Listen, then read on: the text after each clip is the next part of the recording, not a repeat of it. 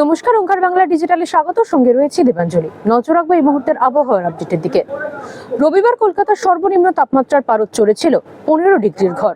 গত সপ্তাহের তুলনায় হালকা বৃদ্ধি পেয়েছিল তাপমাত্রা। তবে কর্মব্যস্ত সপ্তাহের প্রথম দিনই ফের পুরনো ছন্দে ফিরল কলকাতার সর্বনিম্ন তাপমাত্রা। আজ সর্বনিম্ন তাপমাত্রা থাকবে প্রায় 12.4 ডিগ্রির ঘরে, যা স্বাভাবিকের থেকে 1.4 ডিগ্রি কম। দক্ষিণবঙ্গে আগামী দুদিন রাতের সর্বনিম্ন তাপমাত্রা স্বাভাবিকের থেকে নামবে 2 থেকে 3 ডিগ্রি সেলসিয়াস। তারপরের 4 থেকে 5 দিন সেই তাপমাত্রার খুব একটা হেরফের হবে না। দক্ষিণবঙ্গের জেলাগুলিতে সকালের দিকে হালকা থেকে মাঝারি কুয়াশা থাকতে পারে। কোনো কোনো জেলায় এই কুয়াশা বেলা পর্যন্ত থাকতে পারে। অন্যদিকে উত্তরবঙ্গের দিকে নজর রাখলে দেখা যাবে উত্তরবঙ্গে আগামী 7 দিন সর্বনিম্ন তাপমাত্রার ক্ষেত্রে বিশেষ কোনো হেরফের হবে না। সেখানে কনকনে শীত থাকবে। গত সপ্তাহে দার্জিলিং এ হালকা বৃষ্টি এবং তুষারপাতের সম্ভাবনা থাকলেও এই সপ্তাহে তেমন কোনো সম্ভাবনা নেই। শুকনো আবহাওয়ায় মূলত থাকবে। তবে উত্তরবঙ্গে ঘন কুয়াশার সতর্কতা জারি করা হয়েছে।